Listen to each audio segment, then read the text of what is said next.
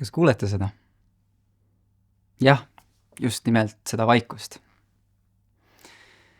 Täpselt seda kuulsid ilmselt ka Jeesuse hauale läinud naised, kogu vaikse laupäeva. Aga ka pühapäeva hommikul päikesetõusul Jeesuse haua poole kõndides. Vaikust.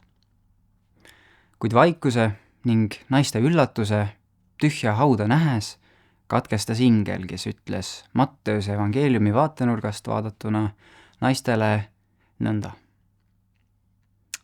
Teie ärge kartke. Ma tean, et te otsite ristilöödud Jeesust. Teda ei ole siin. Ta on üles äratatud. Nõnda, nagu ta ütles.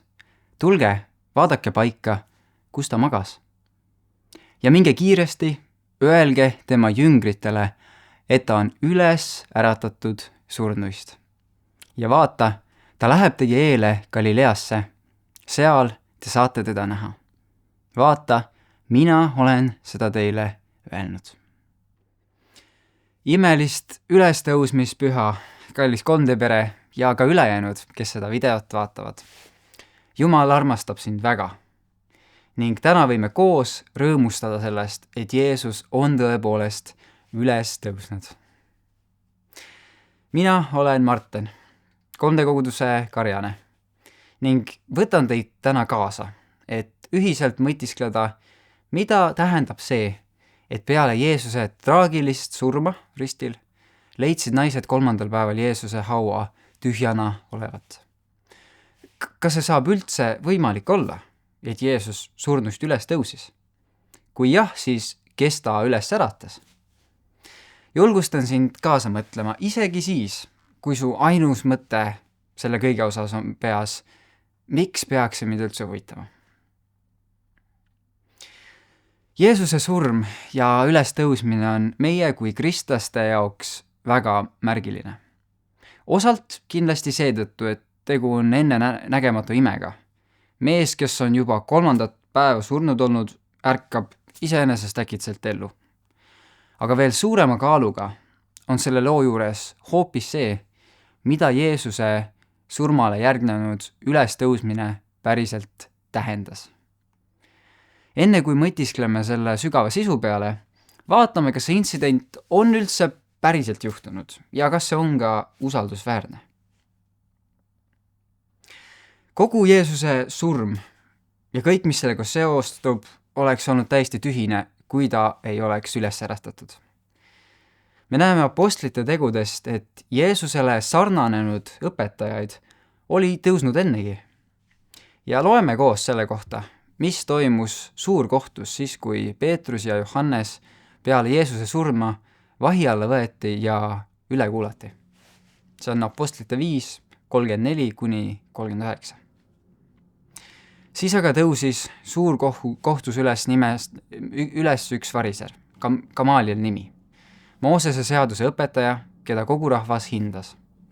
Käskis mehed natukeseks ajaks välja viia ning ütles suurkohtu liikmetele: Iisraeli mehed, olge ettevaatlikud nende inimestega, mida te ka tahate teha. Sest hiljaaegu tõusis Teudas, öeldes enese kellegi olevat. Ja tema poole kaldus arvult ligi 400 meest. Ta hukati ja kõik tema pooldajad hajutati ning neist ei jäänud midagi järele. Pärast seda tõusis rahvaloenduspäevil üles galilealane Juudas ja ahvatles rahva enese järel ära taganema. Temagi hukkus ja kõik tema pooldajad pillutati laiali. Ja nüüd ma ütlen teile, jätke need inimesed rahule ja laske neil olla, sest kui see nõu või tegu on inimesest, siis see läheb tühja. Aga kui see on Jumalast, ei suuda teie seda hävitada. Et teist ei saaks sõdijaid Jumala enese vastu. Ja nad võtsidki teda kuulda. Meie aga teame, et Jeesuse jüngrid ei taganenud ega olnud hajutatud laiali evangeeliumi kuulutamisest, vaid nad läksid seda tehes vajadusel ka surmani välja. See on märk sellest, et nad olid veendunud, et Jeesus mitte ei surnud ja jäänud surnuks, vaid tõusis üles ja päriselt elab igavesti ka praegu ning et ta ka ilmus neile. Ja sellele saame kinnitust 1. Korintuse 15. peatükis 6. salmist, kus Pauluse sõnade järgi ilmus Jeesus lausa 500 mehele. See kõlab nii. Ma olen teile ju kõigepealt edasi andnud seda, mida ma ka ise olen vastu võtnud, et Kristus suri meie pattude eest, nagu on kirjutatud pühades kirjades, ja et ta maeti maha ja äratati 3. päeval üles pühade kirjade järgi. Ja et ta näitas ennast Keefasele, seejärel neile 12, seejärel näitas ta ennast ühtaegu enam kui 500 vennale, kellest enamik on veel praegugi elus, mõned aga on läinud magama. Siis näitas ta ennast Jaakobusele, seejärel kõigile apostlitele, aga kõige viimaks näitas ta ennast ka mulle kui häbarikule. Jeesuse ülestõusmine oli lisaks mitmetele teistele sündmustele dokumenteeritud kõigis 4 evangeeliumis. See tähendab seda, et 4 evangeeliumi autorid olid kõik kas erinevate kirja pandud allikate või olukorda oma silmaga näinud tunnistajate suu läbi koostanud tervikliku loo Jeesuse ülestõusmisest. Väga pikalt oli see minu jaoks suur kinnitus, et Piibel ja Uus Testament, sealhulgas Jeesuse elu, on tõepoolest päriselt juhtunud lugude kogum ja see räägibki Jeesuse elust ja tema teenimisest. Ühtlõkki aga avastasin, et sama situatsiooni kirjeldavad lood on erinevates evangeeliumites üksteisest erinevad. On detaile, mis mõnel puhul isegi need on mõnel puhul päris märgilised, mis ühes evangeeliumis on ühtepidi ja teises teistpidi. Jeesuse ülestõusmise loos on evangeeliumite vahelisi erinevusi mitmeid. Näiteks on Matteus kirja pannud suure maavärina, kuid teistes seda ei kirjeldatud. Või küsimus, mitu inglit siis ikkagi haua juures oli. Need mõtted pani mind taas natukene kahtlema. Kas evangeeliumid ikka on päriselt juhtunud lugude kirjeldused, kui nad suuresti nii palju erinevad?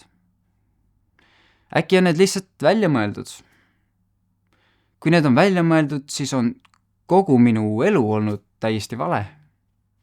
Tänu Jumalale, et meil on Jumal, kes võtab kõige suurema arusaamatuse ja kahtluse ning pöörab selle hoopis kõige suuremaks kindluseks. Ja minuga just nii juhtus. Ei mäleta küll, kus kohast, kuid mäletan, et kuulsin selle kohta ühte head ja selgitavat tõlgendust. Selle mõte oli järgmine ning illustreerin seda pisut ise juurde. Kujutle, et sina oled detektiiv ja tegeled ühe öise suure vargusjuhtumiga, püüdes siis välja selgitada, mis tegelikult juhtus. Selleks oled sa leidnud mitmeid inimesi, kes olukorda pealt nägid ja tunnistusi andsid. Üks tunnistaja räägib, kuidas ta nägi oma korteri aknast 5 varast jalgsi varastatud rahaga jooksu panemas. Teine öösel tänaval jalutanud tunnistaja väidab, et 8 varast, kellest 5 väljusid tänavapoolsest uksest ja 3 maja tagant, jooksid kõrvalmaja nurga taha, kus hüppasid nad kaubiku peale numbrimärgiga 123 ABC ning sõitsid minema.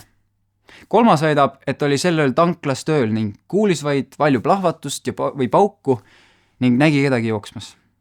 4. aga nägi ainult, et tema majast sõitis suurel kiirusel mööda kaubik numbrimärgiga 123 ABC ning tegi avarii, mille järel hüppasid 10 meest autost välja ning jooksid ööpimeduses metsa. 5. väidab kindlalt, et nägi ainult ühte meest suure kotiga uksest välja tulemas ja edasi jooksmas. No nii, detektiiv, mis sa arvad, milline oli tegelik lugu? Üsna keeruline öelda, eks ju? Vaatenurki oli väga palju ja erinevaid. Kuid mida saad sa pärast igat tunnistust väita, neid kõiki kuulates väita? Seda, et kirjeldatud intsident tõepoolest pidi mingil kujul toimuma. Päris detektiivina peaksid nüüd peavalu valmistavate detailide uurimisega jätkama, kuid meid tõmban ma nüüd sellest olukorrast välja. Antud näide kirjeldab hästi Jeesuse ülestõusmisi ülestõusmise ning veel mitmete piiblis mitu korda mainitud lugude usaldusväärsust. Kuna neid, kes olukorda kas suuliselt või kirjalikult kaardistasid, oli väga mitmeid, siis on just kinnitav see, et nende perspektiivid erinesid. Kui kõik räägiksid täpi pealt täpselt samade detailidega täpselt sama lugu, siis tekib pigem hoopis kahtlus, et nad on eelnevalt välja mõeldud detailid ja fiktiivse olukorra kirjelduse kokku leppinud ja vale otse kui välja töötanud. Nii et Jeesuse surma ja ülestõusmist kirjeldavad argumendid on vägagi väärt kaalumist. Nüüd aga vaatame, mida Jeesuse surm ja ülestõusmine meie jaoks tähendab ja küsime, kes siis Jeesuse ikkagi üles äratas. Rooma 8.11 annab meile vastuse. Kui nüüd teis elab selle vaim, kes Jeesuse surnust üles äratas, siis see, kes Kristuses üles äratas, teeb ka teie surelikud ihud elavaks oma vaimu läbi, kes teis elab. Jeesuse äratas üles Jumala vaim, kes tõepoolest ka meis kui Jeesuse järgijates elab. See aga tähendab seda, et kui püha vaim sai Jeesuse surnuist üles äratada, siis saab ta ka meis elada ja meie kaudu tegutseda, kui me seda vaid laseme. Mõni aeg tagasi oli mul eesõigus Tartu Kolgata koguduses pidada jutlus armastusest kui vaimuviljast. Mäletan, et ühiselt kogukonnaga Tartusse sõites kogesin kummalist ja arusaamatut koormat, tüdimust, raskust ja tuimust ning mõtisklesin endamisi, et milline silmakirjatseja ma ikka olen, minnes sellises seisus kõnelema armastusest kui püha vaimuviljast.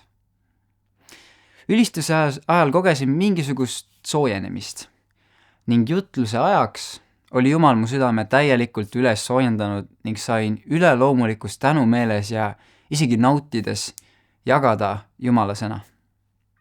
Endiselt ei tea ma, miks ma ennast selliselt tundsin, aga selgeks sai mulle see, et hoolimata meie tunnetest, mõtetest, emotsioonidest on püha vaim endiselt meis tegev siis, kui me oleme kuulekad ja teeme seda, mida Jumal meile on öelnud. Just seesama vaim, kes Jeesuse üles äratas, elab ka meis. Laseme tal meis elada ja tegutseda, esile tulla. Biblis on kirjas mitmeid kohti, kus Jeesus hoiatas oma jüngreid sellest, et ta peab palju kannatama, et ta tapetakse ning äratatakse 3. päeval jälle üles. Näiteks on need kirjas Luuka 9. peatükis ja Matteuse 16. Aga miks pidi just selliselt Jeesus surema ja üles äratatama? Lõplikult ei tea me täpselt, miks oli Jumal lasknud Jeesuse surmal ja ülestõusmisel just selliselt juhtuda. Kuid me teame, et juba Vana Testamendi ajal kuulutasid mitmed prohvetid ette Messia, see tähendab võitu, salvitu tulekut ning surma ja ülestõusmist. Üks selge peatükk, mida võite uurida, on Jesaja 53. Kuid lisaks teadmisele, et seda on ette kuulutatud, võime veel olulisemana teada, miks Jeesus suri meie eest. Jumala pojana võttis Jeesus risti peal olles enda peale kogu inimkonna patu, olles ise elanud täiesti patuvabalt. Ta tegi seda sinu eest, et sina võiksid tema surma ja ülestõusmisesse uskudes saada oma patud andeks ning taas lepitatud Jumalaga. Vanas testamendis andis Jumal loomohvrid selleks, et inimesed võiksid oma patud andeks saada. Keegi pidi surema, et keegi teine saaks elada. Jeesus aga murdis selle seaduse, saades korduvate loomohvrite eest ise täiuslikuks ohvriks meie eest. Piisab vaid sellest, kui sa tunnistad Jumalale üles oma patud, palud need andeks ja võtad vastu Jumala armu, mis on Jeesuse surres sinule mõeldes avaldatud sai. Rooma 8.28 ütleb, ent me teame, et neile, kes Jumalat armastavad, laseb Jumal kõik tulla heaks. Neile, kes on tema kavatsuse kohaselt kutsutud. See kehtib selgelt meie kui kristlaste igapäevaelude kohta.